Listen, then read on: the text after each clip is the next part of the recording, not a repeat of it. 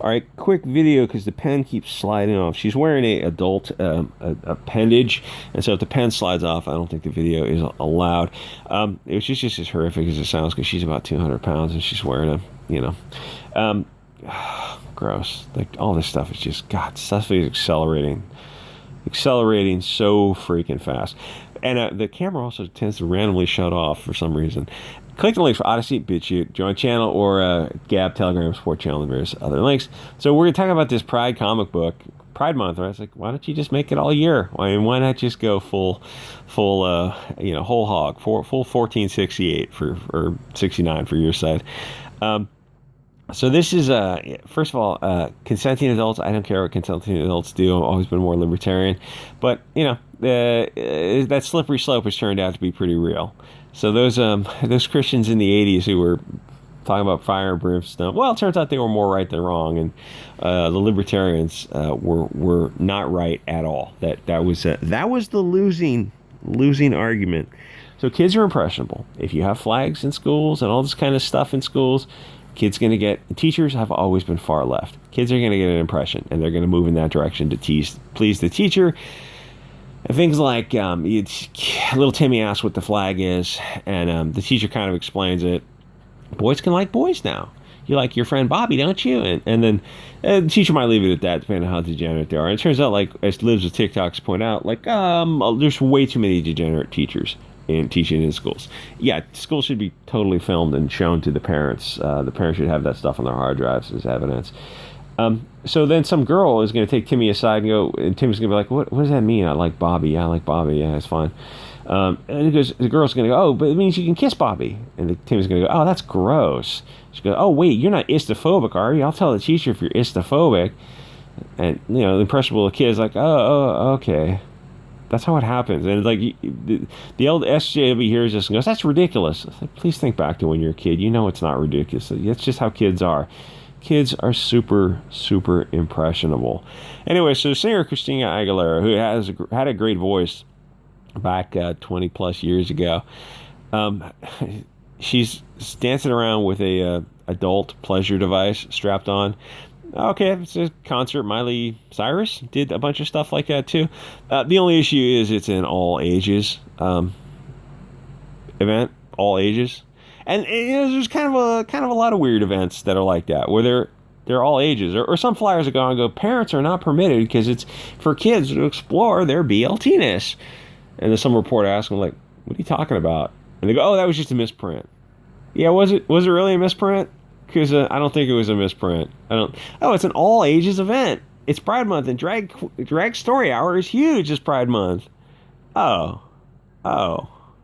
So are you thinking about like kids in a library? You got like drag queens of kids in a library? Yeah. There's some Bay Area event where some group of guys went in there. There's the dildo. Things I never thought I'd say on a YouTube video. Oh, darn, there's the adult pleasure device. So, there's some group of guys going to some Bay Area drag pride event at a library, and they reported the event, and they're saying, like, these guys were they tried to frame, like, the guys didn't do anything. I watched the video. They just stood there and said, like, what is going on? For the love of sweet Jesus Christ, what are you doing to these kids? And you watch the video, you get one perspective. The guys were very reasonable. And then you read the report on it from like a left-wing media, and it goes, the guys were very aggressive, and people felt threatened, but they never actually said they never committed an assault, a battery, they never made any actual threats of imminent harm. They never did any of that, but so they frame it, they reword it to say, like, from the, not the passive voice, but from the other side's perspective of people felt threatened and felt this was very aggressive. And they had to, like, lock themselves in a room for their own safety or something. And then you go watch the video, and obviously you get one perspective of that. You think, oh my gosh, these must have been like these Proud Boys or Patriot, whatever. They said they might have been Proud Boys. It's like, you got to come with receipts before you just start throwing accusations around. So they had to hide and barricade themselves in a back room, lock themselves in a back room or something. And then you go watch the video, and it's like two guys who are in a room of single moms, obese single moms, and their kids, and some drag story hour. And the guys are just like, so why are you doing this to kids? Why are you destroying their souls? And the outraged Karen's like, you guys need to leave right now. It's like, well, it's open to the public, friend, right? It's open to the public. Eventually, I think the sheriff came and they made them leave. But so, after a few minutes that the performers leave the room and go in some other room after a few minutes of somebody reasonably talking. And then the media writes it up as if the Proud Boys stormed into a library. So adults in dresses were doing stuff with kids? Like, is that where we are? Yes, Bianca, that's where we are as a society. Yes, that's really, really where we are. So the next thing is I want to say about this whole stuff that's going on is there's a public face of the BLT community, and then there's a behind-the-scenes face of the BLT community. And if you have no idea what it goes on behind the scenes, you're getting one perspective of like, oh, things. Where's the Pride cartoon? You're getting one perspective of there it is of the of like the Coca-Cola. It's got a rainbow flag and love is love type of thing. But if you're like in San Francisco, you work in San Francisco and you work in an industry where there's a lot of these people. Some are like that is true. Some are very reasonable adults, but there's also a lot that goes on behind the scenes that is not the Coca-Cola version of Pride. If you don't know what I'm talking about, you think I'm sounding a certain way. If you do know what I'm talking about, you just nod in your head. You're like, yep, that's the way it is. And there's a whole lot more to that, and it's not all roses and sunshine. There's a lot more to that. And we're limited in what we can say on a Google platform. So the narrative gets pushed in one direction. It gets pushed in this direction because we can't really refute it. We can refute it very gently with euphemisms, but you see what I'm saying there. It's like politics and culture is going to end up being downstream from pop culture, I guess. So if they can push one narrative and we can't really rebut it, well, things just keep continuing to slip in that direction until people kind of start snapping and doing things like, going to those protests like you've seen kind of lately. You've seen presumably people who are, I don't know if they're on the right or just anti this. I don't know what their motivations are. I don't want to like straw man their argument, but they're either going to these public assemblies like Antifa and BLM have been doing for years and finally saying like, listen, this stuff you're doing with kids, man. And I look at this and from kind of a third perspective and go like, you can't legislate morality. That's a losing game. Ultimately, like I look at all this and just cut to the conclusion and go, oh yeah, we're going to need to separate. We're going to need different areas of the country de facto as well as de jure, where you just don't have this kind of stuff. You have like-minded individuals living together and you're like, listen, you want to be some variety of having a different dogma than this permissiveness of San Francisco. And it's like, you just want to be like, I don't know, a bunch of insane Christians from the 80s running around. It's like, well, there's a big spectrum of, those charlatans in the 80s who were just crying on TV for money and not having kids at a parade where men on estrogen, so they've grown boobs, are walking around in underwear with kids. I mean, there's a pretty good spectrum. There's somewhere in the middle. It's like, yeah, we don't want that kind of stuff with kids. It's just too far. Like the bridge of too far is people are kind of finally waking up to it's like, love is love. And why there needs to be kink at Pride and why you should take your kids to Pride. It's like, we have irreconcilable differences. There's no median in the middle of that. There's a lot of arguments either way, I'm sure, on both sides, but some things you're like, oh, we really cannot have an accord and satisfaction with this, can we? We just gotta have to go our own way, because otherwise things progress to where there's more conflict that's more serious. It's like we can just bypass all this. We don't have to go in that. You don't have to go to a very serious conflict where things get tragic. You can just go, listen, we're going to take a few states, somewhere, and you can do a fair market value exchange. Like none of these things are insurmountable hurdles.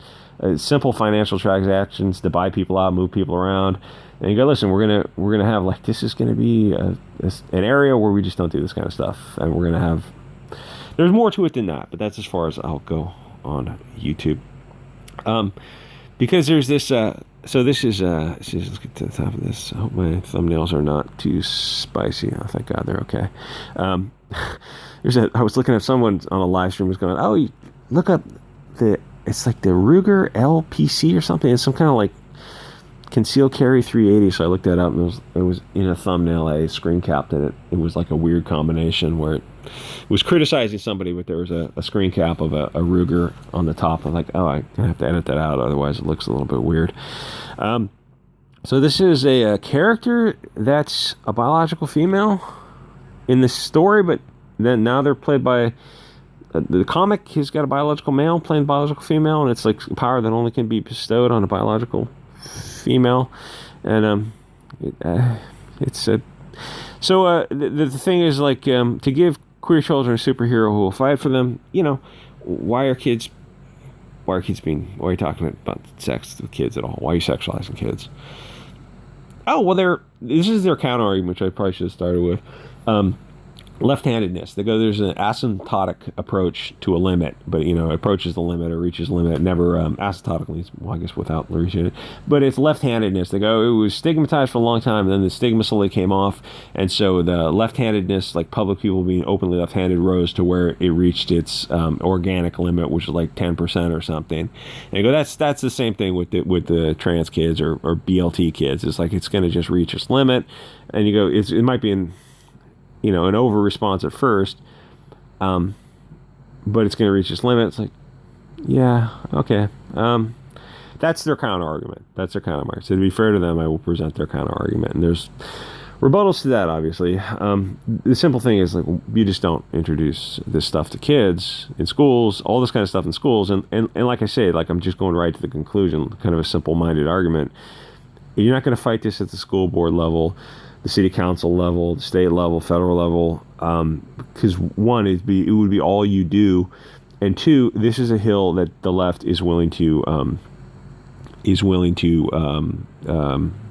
go to battle for. So I mean, the logical conclusion, like, I don't think a lot of the normie right sees where this goes and sees how serious the left is about this, where you can bypass all that and just go, oh, we just need to separate into different super states or state collections or regions where you guys can do this stuff in parts of California, and we'll take another little part of California and set up borders and boundaries. And it's like, it all comes back to the concept of nationalism versus globalism, the concepts of that, where we say this is a region for us, and we're not going to do this, and this is a region for you, and you do whatever you want. So that's kind of the conclusion I jumped to, which is, I know it's kind of heavy for a YouTube channel, but what the heck. Anyway, if you'd like to support me, you can do so on Subscribestar. It's a video hosting platform. It's $2 a month. It's not, I'm not breaking the bank. I want to thank the people who have donated. I asked for donations on Gab, and I got donations. That's honestly, I got a little on my emotions when that happened. All right, see you guys next episode.